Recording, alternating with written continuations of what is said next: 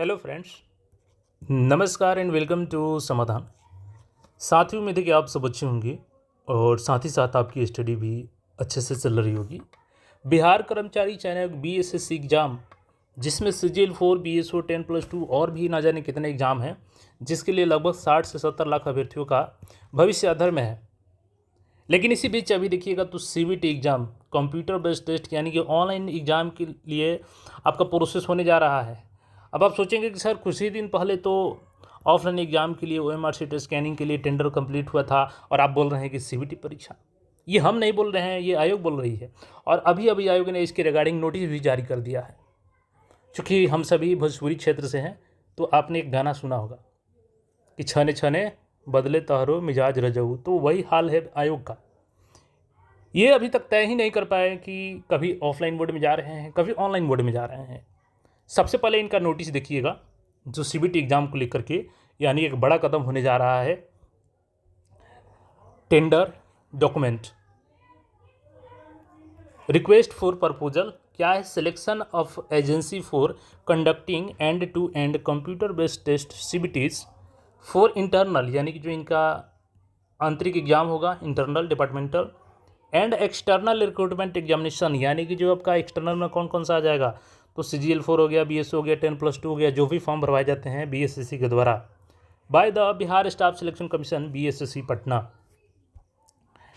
Tender portal यहाँ पे दिया गया, ई प्रोक से किया जाएगा। और यहाँ पे देखिएगा इंपॉर्टेंट डेट्स है, तो डेट से देखिएगा इनका कार्य क्या रहेगा, यह सारा चीज़ यहाँ पे आपका क्लियर होगा। आरएफपी पब्लिकेशन डेट, तो आज पब्लिकेशन किया गया है। बिड सबमिशन कल से स्टार्ट हो जाएगा सुबह 10 बजे से। और last date for submission of pre bid, तो प्री बिड आपका 6 अगस्त तक सबमिट होगा। और प्री बिड मीटिंग आपका 7 अगस्त को रखा गया है बीएसएससी ऑफिस में। और 28 अगस्त को आपका बिड सबमिट कर दिया जाएगा, फाइनल उसी दिन होगा। और टेक्निकल बिड आपका 31 अगस्त को ओपन किया जाएगा। और टेक्निकल बिड प्रेजेंटेशन होगा, लाइव डेमो उसमें देखा जाएगा 2 सितंबर को।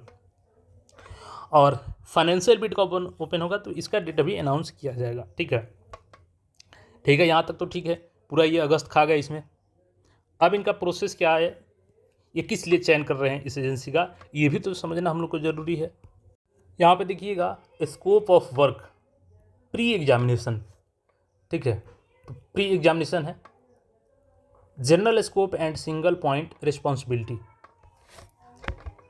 The agency shall plan, design, configure, host, operate and support the complete examination life cycle while BSSC retains policy, approval and supervisory authority। मतलब कि BSSC इनको सुपरवाइज करेगी, एक अथॉरिटी रहेगी पॉलिसी वाली, अप्रूवल देगी इनको, लेकिन जो पूरा एग्जाम का लाइफ साइकिल है इनको पूरा कंप्लीट करना है।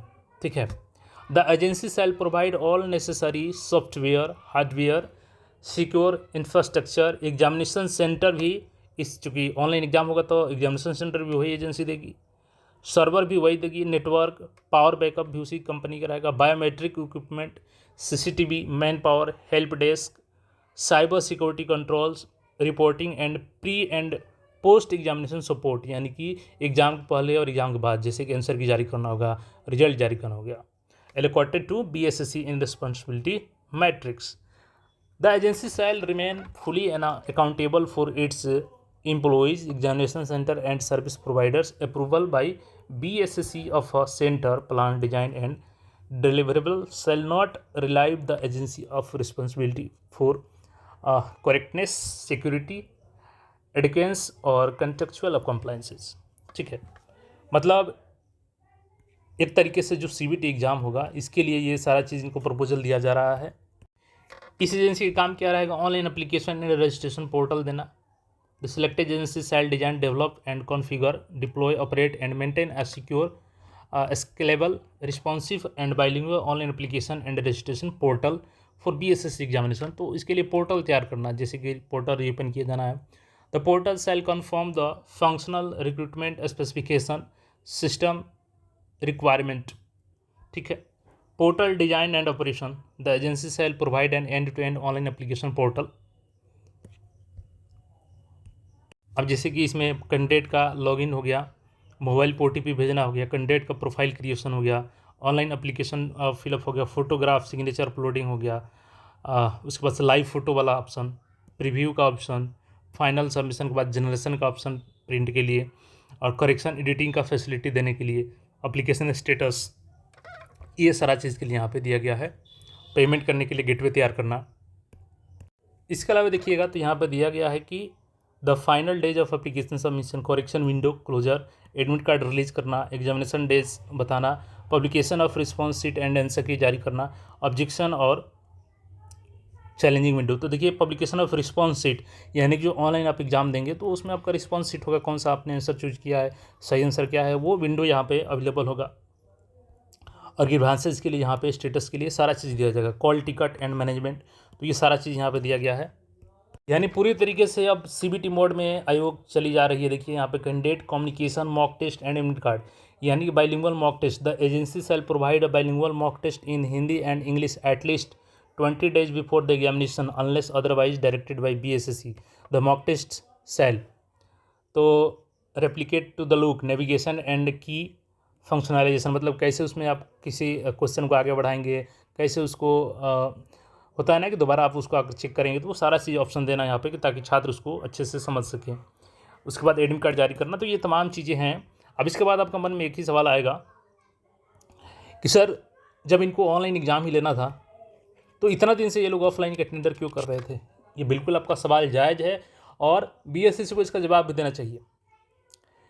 अब सवाल ये भी है कि क्या इतना बड़ा लेवल पे एग्जामिनेशन जैसे कि 10+2 में 36 लाख अभ्यर्थी हैं और बीएसएससी अगर सीबीटी मोड में एग्ज़ाम लेने के लिए टेंडर हायर कर रही है, तो बिहार में कितने ऐसे अच्छे अच्छे सेंटर हैं जहाँ पे सीबीटी की अच्छी फैसिलिटी अवेलेबल है? बहुत कम है।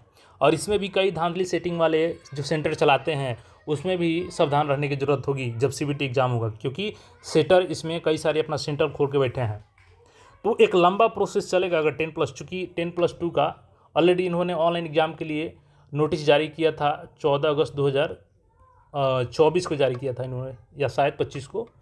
तो उसके बाद से दोबारा ये ऑफलाइन की तरफ कुछ इसके रिगार्डिंग नोटिस नहीं जारी किए हैं। तो अब लगभग कंफर्म होने जा रहा है कि 10+2 ये लोग ऑनलाइन मोड में ही लेने के विचार कर रहे हैं, क्योंकि अब तो यहाँ पे टेंडर भी निकल चुका है। सवाल है कि CGL4 क्या ये भी ऑनलाइन मोड में होगा?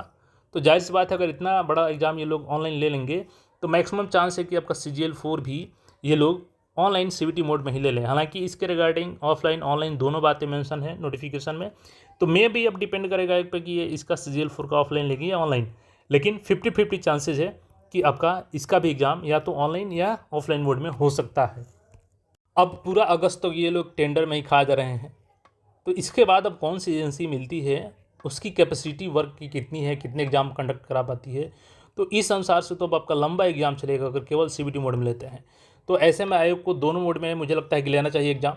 ऑफलाइन कुछ एग्ज़ाम ऑफलाइन ले ये लोग और कुछ एग्ज़ाम सीबीटी मोड में, ताकि दोनों पैरेलल एग्ज़ाम चले और अलग अलग डेट में, हालांकि जिससे कि जल्द से जल्द हो सके। क्योंकि अगर एक एजेंसी चयन अगर वही सारी एग्ज़ाम ऑनलाइन में लगी तो कम से कम 5-6 महीना तो प्री ही निकल जाएगा आपका लेने में। और उसमें भी कौन सी एजेंसी लेती है, उसकी क्षमता कितनी है, क्या वो अन्य सेंट्रल एग्ज़ाम भी कंडक्ट कराती है, तो फिर ऐसे में तो लंबा प्रोसेस चला जाएगा एग्ज़ाम का।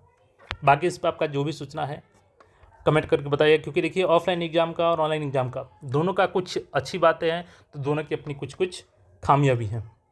बाकी इस पर आपका जो भी रहे कमेंट करके बताइए। लेकिन ये बात ज़रूर है कि बीएसएससी को जब यही करना था तो बहुत पहले कर लेना चाहिए था। बाकी देखिए इस पर आगे जो कुछ अपडेट होगा फिर मिलेंगे। चैनल को सब्सक्राइब करके जुड़ रहे हैं।